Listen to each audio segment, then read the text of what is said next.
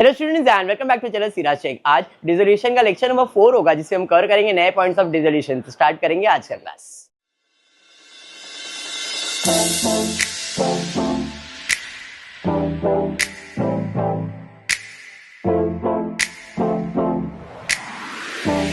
Previous class हमने dissolution का एक पूरा कंप्लीट सम किया था, टेक्स्ट बुक पेज नंबर 218 सम नंबर 3। आज टेक्स्ट बुक पेज नंबर 222 सम नंबर 5। सर फोर्थ सम आपने नहीं किया, आप कर लेना प्रैक्टिस। फर्स्ट सम हो गया, सेकंड सम हो गया, थर्ड हो गया, फोर्थ मैंने नहीं करवाया, फोर्थ आप ट्राई कर लेना। मैं फिफ्थ सम ले रहा हूं, ठीक है। अगर फोर्थ करवा दिया तो बहुत अच्छी बात है, तो सेकंड नहीं करवाया रहेगा। फर्स्ट करवाया है शायद, सम नंबर 1। अच्छा, तो मैंने कोई एक सम नहीं किया, सेकंड सम नहीं किया रहेगा, वो आप देख लेना। लेक्चर नंबर 4 देखते क्या है, page number 222। Sun, Moon and Star तीन पार्टनर है। अभी रियलाइजेशन, पार्टनर्स कैपिटल, कैश और बैंक अकाउंट सेम बनने वाला है, बराबर है। स्टार्ट करेंगे। सबसे पहला स्टेप क्या है जरा बताओ, सबसे पहला स्टेप क्या है? बैलेंस शीट खाली करना। उसके पहले लिखते to sundry asset by sundry, to cash और बैंक, टू कैश और bank, to realisation by realisation. ये मैं क्यों लिख रहा हूं? क्योंकि जब भी मैं इधर अमाउंट लिखूंगा, इधर अमाउंट लिखूंगा क्रेडिट, तो उसका अमाउंट इधर हमेशा डेबिट। इधर अमाउंट लिखा डेबिट, तो उसका अमाउंट हमेशा इसमें से किधर भी एक जगह लिख दो, बिकॉज ये दो बार है। इधर लिखा तो आप इसमें लिखो या इसमें लिखो, फर्क पड़ता नहीं है। इधर लिखा तो इधर भी आपको दो बार लिखने को मिल जाएगा, बस इसीलिए वो लिख के रखा। समझाइए। चलिए, बैलेंस शीट आ गया आपके सामने। सन, मून और स्टार तीन पार्टनर है जिनका प्रॉफिट शेयरिंग रेशियो दिया हुआ है। They agree to dissolve the firm. Word मिल गया। हम क्या करेंगे? बैलेंस शीट खाली करेंगे। इसमें कुछ दो तीन चीजें ऐसी है जो नहीं दिख रही है मेरे को। सबसे पहला चीज जो मेरे को दिख रहा है वो joint life policy at surrender value, पहला। दूसरा, कैपिटल अकाउंट इस बाजू दिया है जबकि कैपिटल इधर रहता है। तीसरा, joint life policy fund, reserve fund, general fund, ये सब चीज सुना है, ये कुछ नया है, बराबर है। तो यहाँ पे तीन तीन चीज नए एसेट्स आए। डरने का नहीं है, जो कर रहे थे वैसे करते जाओ, ज्यादा सोचो मत। ज्यादा सोचोगे तो प्रॉब्लम क्रिएट हो जाएगा। सबसे पहला काम किया आपने एकनाथ, बैलेंस शीट खाली करने का। सब असेट्स को निकालना है और यहां जाके लिखना है। तो टू, सबसे पहला क्या आएगा? Furniture 20,000, goodwill 13,000, joint life policy 30,000, debtors 60,000, stock 22,000, cash आएगा क्या? इसका टोटल ले लेंगे 20, 33, 33, 63, 63, 123, 125, 121, 45। इधर क्या बच गया? कैश और कैपिटल। तो टू बैलेंस, कैश कैश में चला गया। उसके बाद है कैपिटल अकाउंट। असेट मतलब डेबिट होता है। नॉर्मली कैपिटल लायबिलिटीज पे देते हैं तो हम लोग लिखते हैं बाय बैलेंस ब्रॉट डाउन, लेकिन अभी कैपिटल दिया है असेट साइड पे तो लिखेंगे to balance brought down. Capital में बेटा आपको घर जाने का है, आपके डैडी ने मेरे को बोला, इंस्ट्रक्शन दिया है। नहीं नहीं नहीं नहीं, मेरे को मना किया है। बाय। कैपिटल कितना? 10,000। मून में कितना? 10,000। अरे समझा? क्लियर है? तो आपने पूरा असेट्स खाली कर दिया। अभी लायबिलिटीज में कैपिटल, सन और मून कौन से साइड पे दिया? लायबिलिटी मतलब क्रेडिट साइड पे जाएगा। बाय बैलेंस, सन का कितना? 35 और स्टार का कितना? 85। देखो मून में मैंने लिखा नहीं है बिकॉज मून का कैपिटल तो डेबिट साइड पे। अरे समझा? पक्का समझा? उसके बाद रिजर्व फंड, ये भी पार्टनर्स में ही जाएगा। तो बाय रिजर्व फंड कितना है? 15,000। बताओ कैसे डिस्ट्रीब्यूट करेंगे? 15,000 को किधर गया? 15,000 को कौन से रेशियो में डिस्ट्रीब्यूट करेंगे? तो डिस्ट्रीब्यूट करो 15,000 इंटू 5/10, 15,000 इंटू 3/10, 2/10, 1 0 1 0 1 0, बराबर है। 15 0 0 5 25, 5 1 5 एंड 6 7, बराबर है। 0 0 15, 3 1 3 and 1 4, 4,500, इधर 3,000। अरे बराबर है। तो बाय रिजर्व फंड में 7,500, 4,500 और 3,000। 15,000 का डिस्ट्रीब्यूशन समझ में आया? अभी बैलेंस शीट खाली कर रहे हैं, एडजस्टमेंट भी पड़ा नहीं है। रिजर्व फंड, उसके बाद joint life policy fund, creditors, outstanding, ये सब बाहर वाली की लायबिलिटीज है। तो सन्ड्री लायबिलिटीज में ज्वाइंट लाइफ पॉलिसी फंड 30,000 रुपए, सन्ड्री क्रेडिटर्स 26,000 रुपए, आउटस्टैंडिंग रेंट 4,000 रुपए। अरे ये समझा, टोटल 56,60,000। क्लियर? बैलेंस शीट खाली हो गया क्या? देख लो, देख लो बैलेंस शीट खाली किया क्या मैंने। आपका भी काम ये है, सम जब भी करो ये सिर्फ चेक कर लो कि हाँ सब बैलेंस शीट खाली हो गया, हो गया। अब एडजस्टमेंट में क्या एडजस्टमेंट देने वाले? एक साथ असेट बेचेंगे, या तो असेट कोई लेके जाएगा, या तो लायबिलिटीज पे, और कुछ भी नहीं एडजस्टमेंट आएगा। During the dissolution the following were the cash and non cash transaction. पहला, furniture and stock were taken by sun at an agreed value of 35,000, 28,000 is just said. Stock और फर्नीचर कौन लेके जा रहा है? सन कौन है? पार्टनर। आया था डेबिट, जाएगा तो क्रेडिट, तो बाय सन कैपिटल क्या लेके जा रहा है? फर्नीचर 35 में और स्टॉक 28 में। टोटल कितना हो गया? 63,000। इधर क्रेडिट कौन लेके जा रहा है? तो पार्टनर का अकाउंट डेबिट, क्या लिखोगे? टू रियलाइजेशन, सन के अकाउंट में 63,000। अंडरस्टूड? यही होने वाला है। नेक्स्ट उसके बाद क्या है भाई? Joint life policy was surrendered and sundry debtors were realized in full after following discount of 20%. Joint life policy fund जो है, जॉइंट लाइफ पॉलिसी सरेंडर किया गया। सरेंडर मतलब अगर आप आपके बैलेंस शीट में देखो तो बोले अगर आप जब भी इसे बेचोगे तो आपको कितना पैसा मिलेगा, बिकॉज इधर बोला है this is at surrender value, मतलब जब भी आप इसे बेचोगे तो देखो क्वेश्चन में इसका अमाउंट नहीं दिया है, दिया है क्या? नहीं। तो हम जब भी इसे बेचेंगे तो कितना पैसा मिलेगा, तो उसका वैल्यू कितना मिलेगा? 30, बिकॉज इसको हम लोग कहते हैं सरेंडर वैल्यू। तो आपने जॉइंट लाइफ पॉलिसी सरेंडर किया, बेच दिया, तो कितने में बेचा रहेगा? 30 में। उसके बाद डेटर्स को भी बेचा पूरा में, लेकिन after following a discount of 20%। तो डेटर्स कितना है? देखो 60,000, डेटर्स है 60,000, है ना? 60,000 का 20% निकालो, कितना आएगा? 60,000 का 20% 12,000 आएगा। तो अगर 60,000 में से 12,000 डिस्काउंट में माइनस कर दो तो मुझे डेटर्स का कितना पैसा मिलेगा? तो डेटर्स कितने में बेचा और जॉइंट लाइफ पॉलिसी कितने में बेचा? समझा या बाउंसर गया? उसने कहा जॉइंट पॉलिसी जो है वो सरेंडर किया सरेंडर वैल्यू पे, और डेटर्स को रियलाइज किया 20% डिस्काउंट के बाद। तो 20%, 60,000 का 20% आता है 12,000।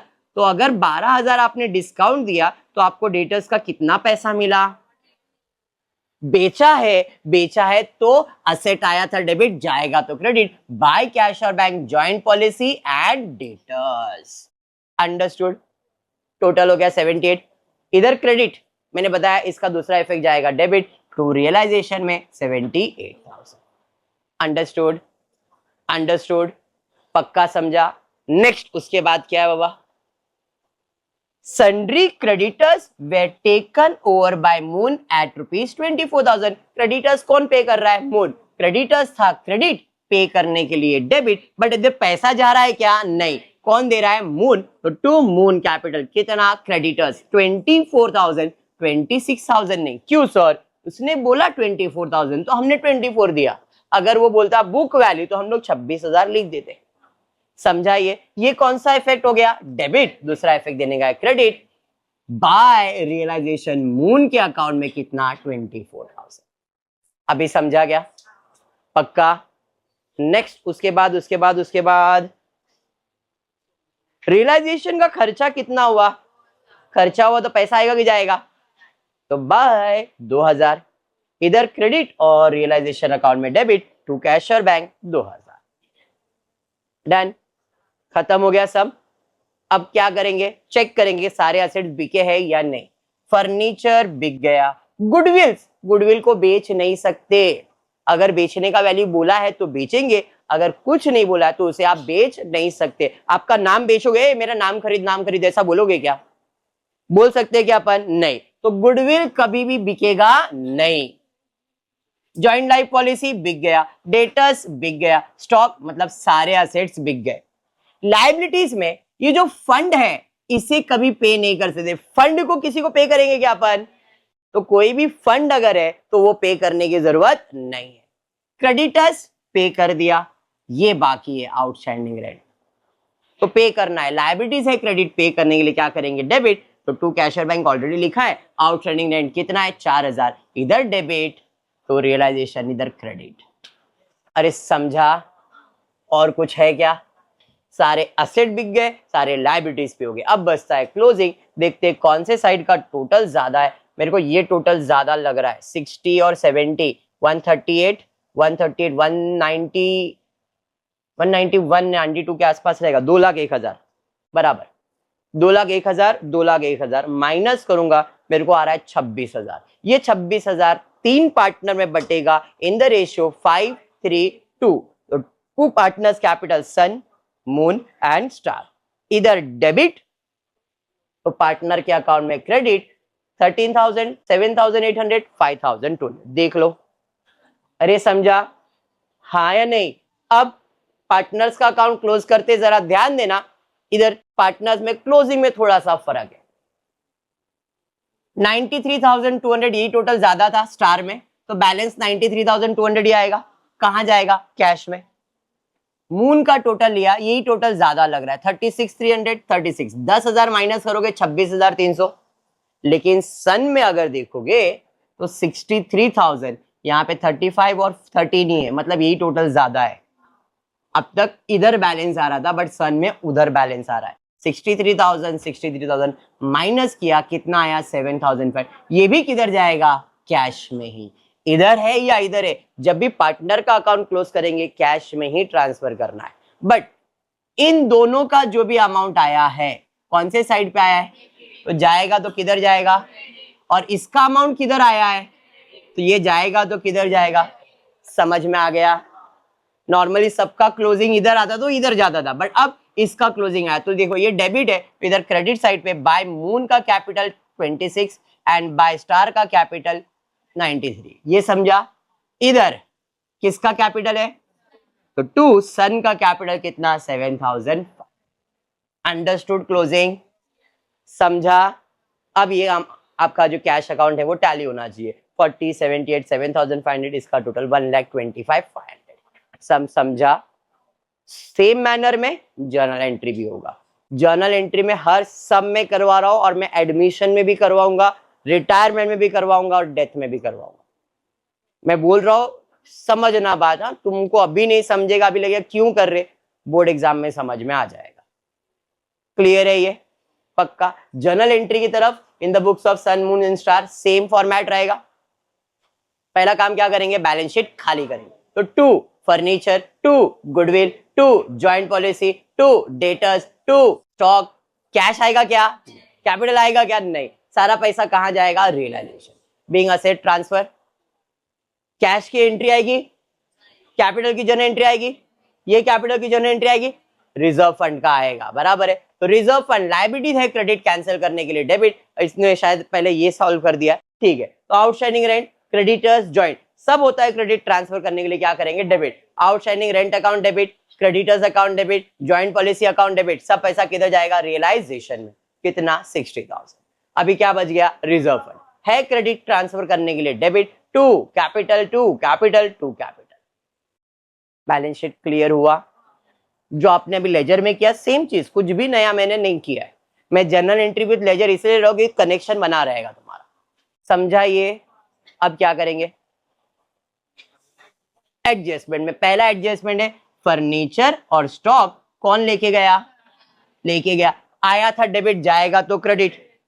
बराबर किसके पास गया? सन के पास। तो sun account debit to realisation account. कितना? 60। सर 63 कैसे हुआ? 35,000 एंड 28,000 दोनों को प्लस करके 63,000। पहला एंट्री क्लियर? दूसरा, जॉइंट पॉलिसी सरेंडर किया, डेटर्स को रियलाइज किया, कितने परसेंट डिस्काउंट में? 20। तो 20% मतलब 48,000 उसका, और 23 टोटल कितना आया? 48 और 30 कितना हो गया? 78। बेचा है ना, बेचा है, रियलाइज किया, मतलब पैसा आएगा और सामान जाएगा। पैसा आएगा, कैश और bank account debit 78,000 to realisation 78,000। समझा? समझा? क्रेडिटर्स को कौन पे कर रहा है? मून। क्रेडिटर्स है, क्रेडिट पे करने के लिए क्या हो जाएगा? डेबिट। तो क्रेडिटर्स अकाउंट डेबिट नहीं, रियलाइजेशन अकाउंट डेबिट।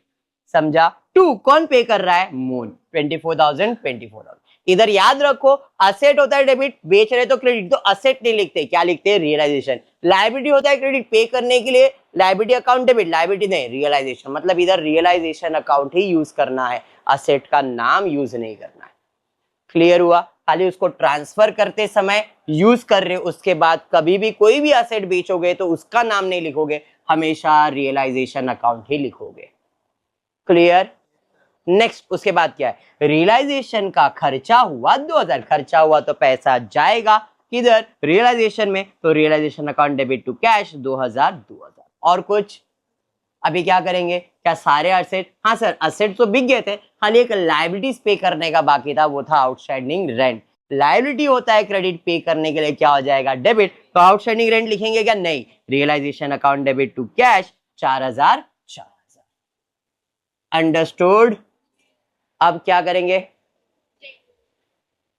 अकाउंट बना दिया रफ में, realisation partners capital account. Rough account है, इतना फेयर बनाने की जरूरत नहीं है। रियलाइजेशन अकाउंट डेबिट 1,45,000, फिर outstanding. Realisation account credit 60,000, reserve funding. Capital बनाए 7,500 क्रेडिट, 4,500 क्रेडिट, 3,000 क्रेडिट। कैपिटल बनाया 63,000 डेबिट, रियलाइजेशन बनाया 63,000 क्रेडिट। कैश बनाया नहीं है, realisation credit 78,000, realisation debit 24,000। Moon बनाया है क्रेडिट में 24,000, रियलाइजेशन डेबिट 2,000, कैश बनाया नहीं, रियलाइजेशन डेबिट 4,000, कैश बनाया नहीं। समझा? अब क्लोजिंग करते हैं। 2,01,000, 2,01,000 बराबर, माइनस किया 26,000, इधर डेबिट, तो पार्टनर का अकाउंट क्रेडिट। अब इसकी जर्नल एंट्री क्या आएगी बताओ? What is the journal entry? Realisation account debit to partners capital, तो रियलाइजेशन अकाउंट डेबिट कितना? 26,000 to Sun capital 13,000, Moon capital 7,000, Star capital 5,200। समझा? अब पार्टनर्स का क्लोज करने का पहले कैपिटल बैलेंस डाल दो। 2 जन का क्रेडिट में था और एक का डेबिट में था। मून का 10,000 डेबिट में था और इन दोनों का क्रेडिट में था।